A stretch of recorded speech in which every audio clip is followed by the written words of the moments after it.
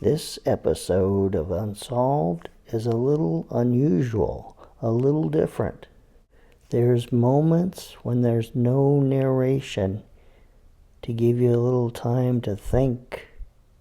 There's several questions asked and some that are answered, but maybe not with a logical answer.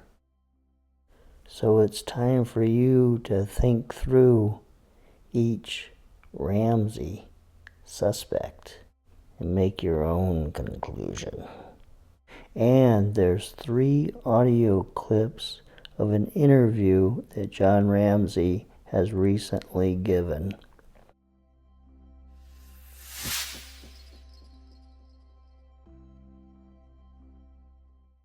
I didn't see a lot of people over there Christmas Day, said Barnhill, who had hidden until Christmas Eve the bicycle JonBenet's father had bought his daughter. I didn't see JonBenet with her bike, but I did see Burke ride his bike down the lawn there. Barnhill also said he saw John Ramsey's son from a previous marriage, a student at CU, come to the house.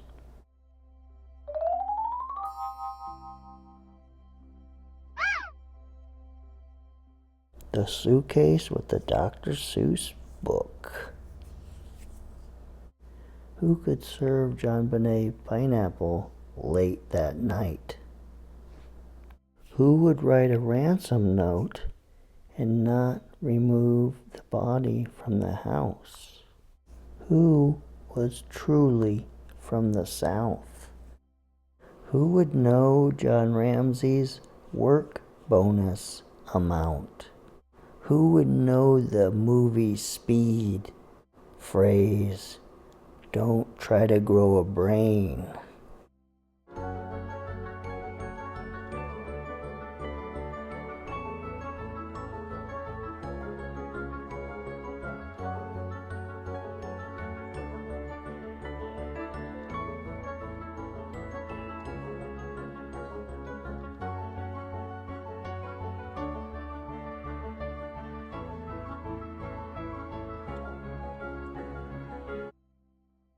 At about 8:30 p.m., John Andrew went to his friend Brad's to play video games.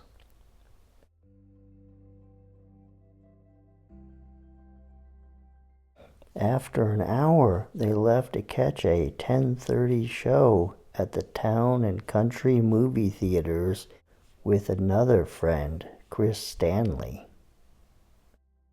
John Andrews said that after the movie, he went back to Brad Millard's house to get his car and arrived back at his mother's house at 1 a.m. In the morning, John Andrew, his sister Melinda, and her boyfriend headed to the airport to fly to Minneapolis. John Andrew left Atlanta at 6:36 a.m. Boulder time and traveled to Minneapolis, arriving there at about 9:30. In Minneapolis, it took him a while to find a flight to Denver, and at 11:30 a.m. they flew to Denver and arrived at 1:30. The 3 of them took a taxi to Boulder and arrived around 2:15 p.m. to learn that JonBenet was dead. How could Patsy be using John Andrews' bed if he was there that night? Did she tell him, "You need to sleep on the couch because I need your bed to do my packing for the trip"?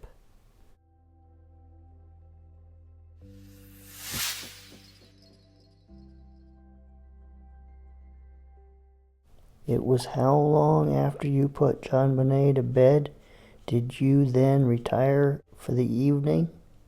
I don't remember exactly. Maybe half hour, I think. I don't I can't remember exactly. I was probably in bed by then, 10 or 10:30.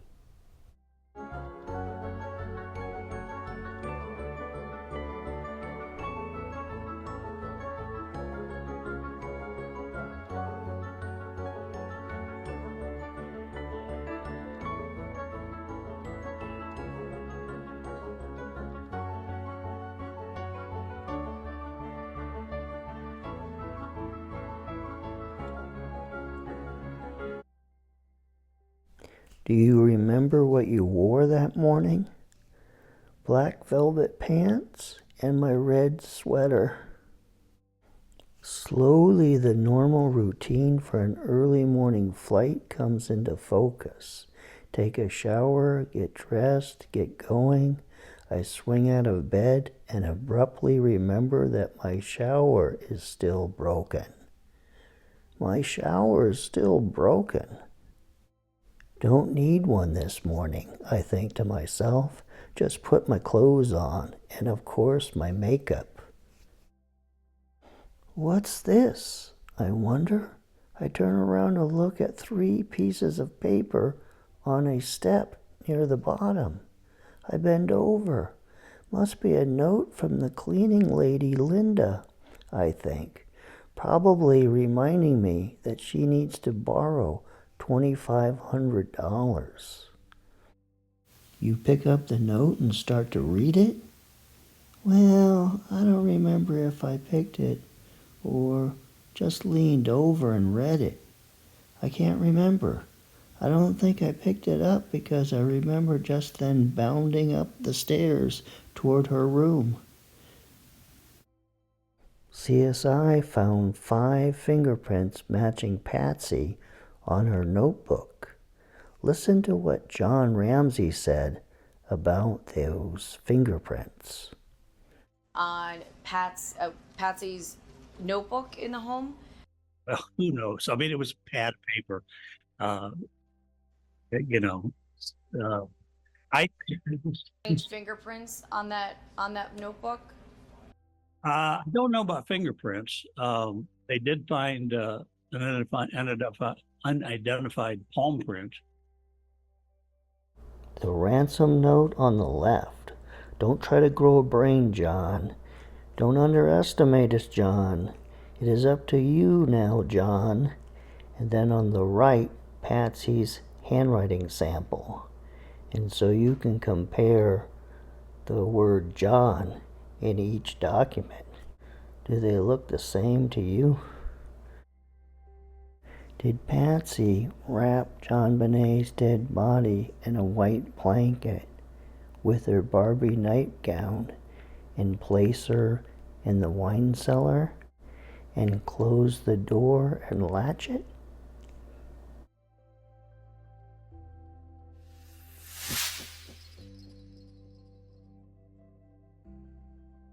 John Ramsey agreed that the killer had solid knowledge of the house, since the killer knew where his daughter's room was located and where to leave the body in such a remote part of the house.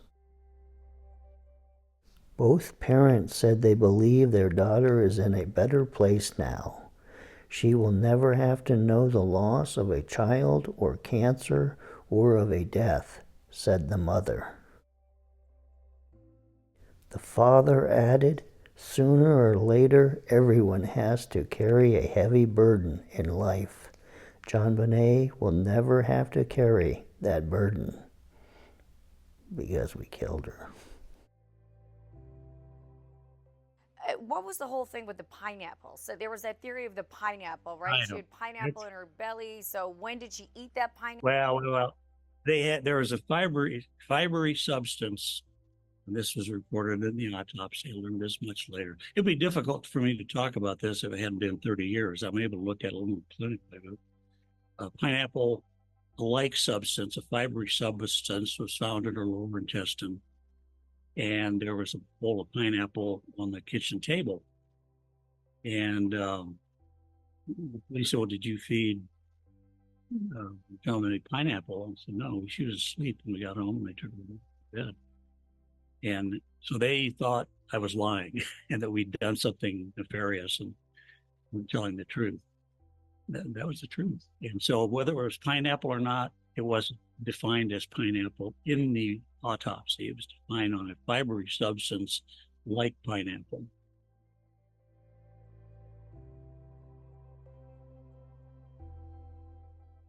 John Ramsey, are you sure it was pineapple? Lou Smith, yes. John Ramsey, no question. Lou Smith, no question, no question. So that's always been the big bugaboo. Lou Smith, how much would you say you had that night? John Ramsey, oh, I don't remember, but certainly not more than 2 glasses, and only if, like, the glass is not very full. I like to sip on it. I might have had 2 glasses. Who would sexually assault JonBenet and then clean her up and redress her in her underwear and redress her in her long johns? Who would author a phony ransom note to distract the police and would be worried about being arrested for this crime? It was an attorney, happened to be with us the next day, consoling us, and the police were interviewing us at this home, and they said, well, we need you to come down to the station. And I said, we can't go to the station. And first of all, this house we're staying in, a friend's house, surrounded by media cameras. Patsy was sedated in bed. I said, you come here, we'll talk. And they said, no, we need you to come to the station. So my friend, who was an attorney, said, time out. We're not coming to the station. We'll get back to you. Well, he introduced me to my attorneys the next morning. And it's like, well, maybe I need an attorney, I guess. Advice of your friend who's an attorney. I mean, obviously you would listen to him. Well, I had gotten a call. Well, I wasn't taking phone calls, obviously, but I got a message that I needed to talk to this person who worked for me. And I said, okay, I'll talk to him. So I got on the phone. He said, John, I got this message from inside the system. They said, tell John to get the best defense attorney he can get his hands on because they think he killed his daughter. This was the day after. And so I had that in my head. I didn't really tell anybody that. I was like, it was irrelevant at that point to me. Whatever they thought didn't matter. Yeah. We lost our child. But when my friend introduced me to my attorney, I thought, well, yeah, I probably need one. It sounds like. Mm-hmm. And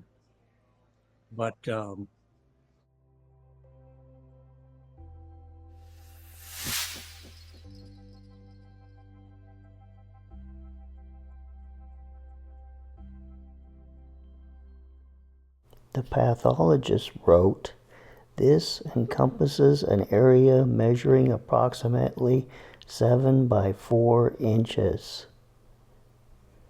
This fracture measures approximately 8.5 inches in length. Is it possible 9-year-old Burke could hit JonBenet hard on the head and not fracture her skull? Would it take an adult to hit her on the head that hard? Hard enough to break her skull? Why were you heading downstairs in the very beginning? Oh, to make coffee and kind of get a little breakfast ready. Just kind of, we were getting ready to, we had to be at the airport at, I think we're going to take off at 7. I gasped for air. For a moment my heart pounds so hard I can barely move. I race back up the stairs and stumble toward JonBenet's bedroom, pushing the door wide open. The bed is empty. There's a note downstairs. I can barely speak. Someone has taken JonBenet. I feel the blood rushing from my head. For a moment, I feel like fainting. She's gone, I cry.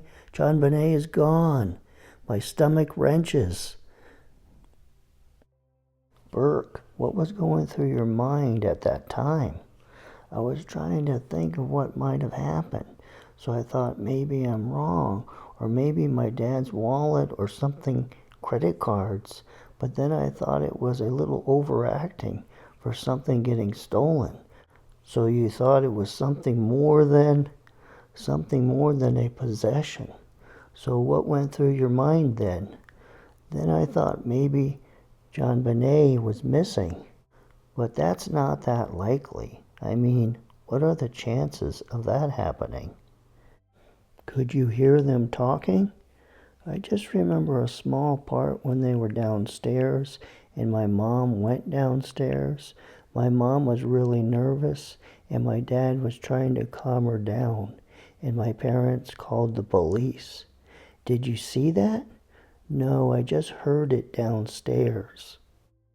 You were talking about your dad telling your mom to call the police or something. He was like, okay, calm down. Like, we can call the police. Let's call the police. You could hear that quite clearly from your room? Pretty clearly in the distance. Do you know where they were in the house at the time when they were saying that? It sounded like they were around the kitchen.